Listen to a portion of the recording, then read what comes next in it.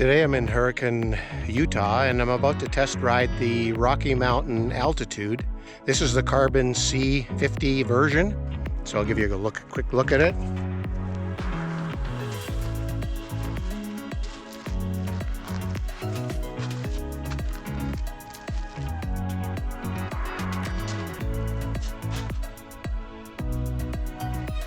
Okay, so let's go try this out. So this is the 2021 model, and if you look on the Rocky Mountain website, you'll see that the 2022s haven't been shipped yet, and they're caught up in this world supply shortage, and so there's going to be a delay in receiving some of these. But the key thing is that the 2022 and the 2021s are virtually the same except for the shocks. This version's now gone to the 38, Fox 38 from the Fox 36 last year. Very minor changes. The frame's the same, still has the flip chip inside the frame. And so let me read out some of the specifications here for you. This one it's a medium-sized frame, which you have a choice of 29 and 27.5 inch wheels. I'm riding the 27.5 inch today. It's the only one they had in the demo shop. The front fork is the 170 millimeter Fox Float 36. The shocks, the Fox Float DP X2. The brakes are the Shimano XT with 203 millimeters front rotor and 180 rear rotor.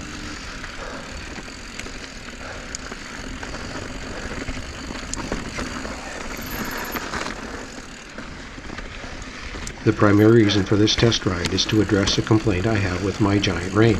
That is, the rear suspension travel for the Rein at 146 millimeters of travel is considerably less than the 170 millimeters provided by the forks. I've bottomed out my rear suspension numerous times and wondered what greater suspension travel would feel like.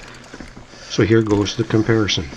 The first thing I look at is the frame geometry and how it compares to that of the giant Rein, which I've now been riding for a year, over probably 100 days of riding. Now I need to add a quick side note. The Altitude comes with an adjustable frame, where there's a flip chip in the frame that you can turn to adjust the forward lean of the bike's geometry.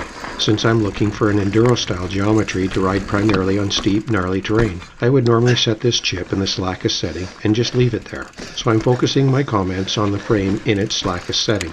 I've got the flip chip set in the slack setting, so the head tube angle is 164.4 degrees and the seat tube angle is 75.4 degrees. Now to compare the geometry, I put the manufacturer's dimensions into the Geometry Geeks tables. This website easily provides a direct side-by-side comparison of the medium-size frames that I ride. You will note that the head tube and seat tube angles are more slack by 0.2 and 1.0 degrees. Compared to the giant Rein, this will help the Altitude to roll slightly steeper terrain, but the full 1 degree slacker seat tube will also make the Altitude a little harder to climb, thereby leaning a little too far back when climbing.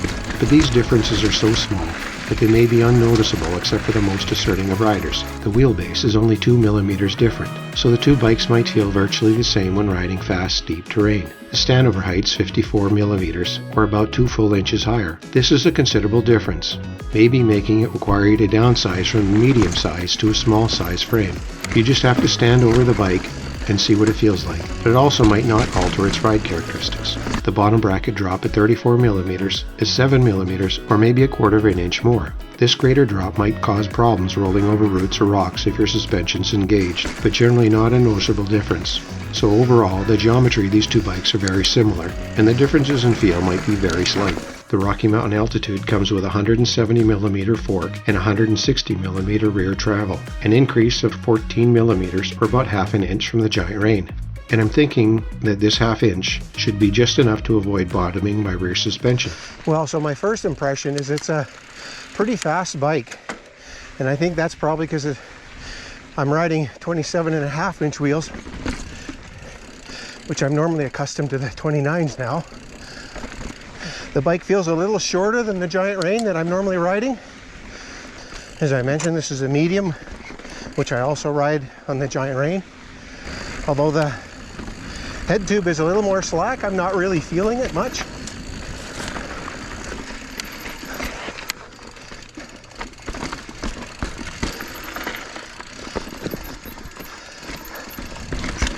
Oh yeah, very nice.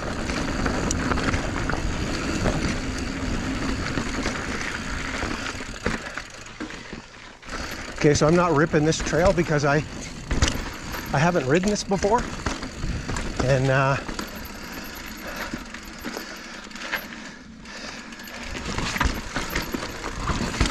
oh yeah, that was a good roll, a good test.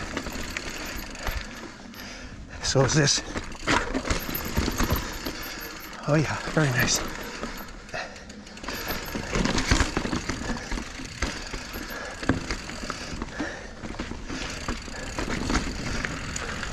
Now let's look at the bike's components. And here I show a table with the two bikes side by side. Both bikes come with carbon frames, but the Altitude has the larger rear suspension travel at 160mm versus 146 for the Rain, so I give the edge to the Altitude. Both bikes come with a Fox 38 fork with 170mm travel, but the Rain has the factory series while the Altitude comes with the performance series. I don't know what the difference means, but the list price for the factories is $1,249 versus $989 for the performance, so I'll give the edge here to the Rain. Both shocks are from Fox, but again the series are different, and for the same reason, I'll give the edge to the Rain. Let's skip down to the drivetrain. The Altitude comes with a Shimano with a combination of SLX and XT components, while the Rain comes with the SRAM GX Eagle components. Based upon my test ride, I notice a slight performance difference with a Shimano drivetrain. So based on this and the lower retail prices for the SLX/XT components, again I'll give the edge to the Rain. For the brakes, both bikes come with a Shimano brakes, but the Altitude comes with a higher caliber XT version. The Rain comes with a larger rear rotor at 203mm, but I don't think this upgrade from the 180mm on the Altitude is all that significant. So here I give the Altitude the edge. Now, lastly, the Rain comes with the carbon wheels, which is a big improvement from the WTB wheels on the Altitude, so I give the edge here to the Rain.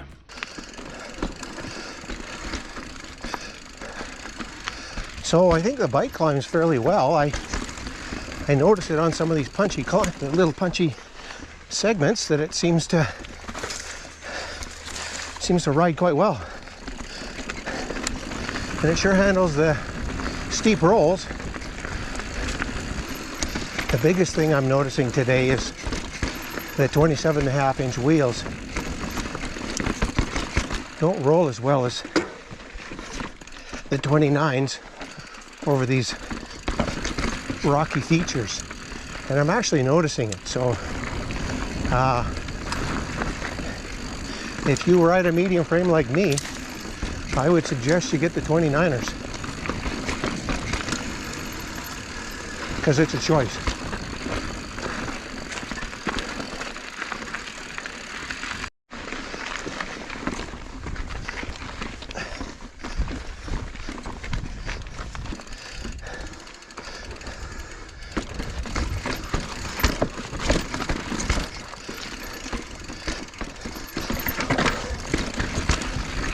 Well, that was a little tight.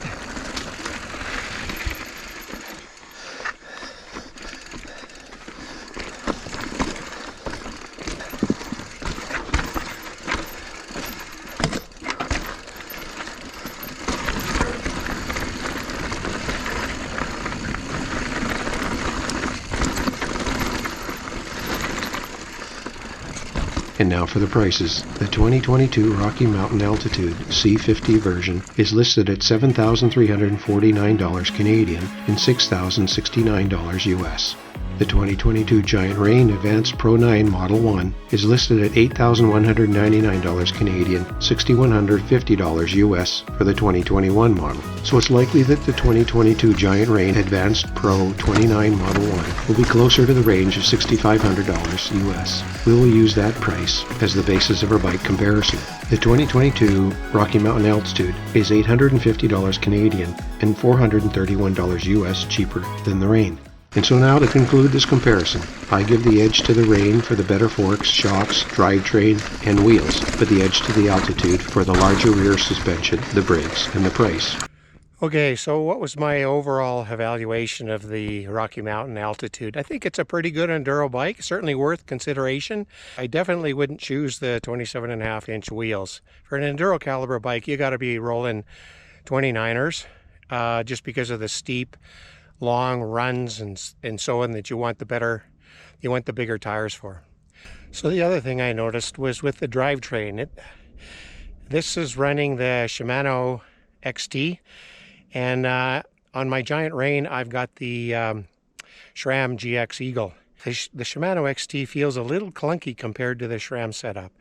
So I don't think it's quite as good caliber. I don't know how much of a big deal it's going to be, but it just feels a little more clunky, not smooth like what I'm used to. So minor factor. Anyway, thanks for watching, folks, and we'll see you next time.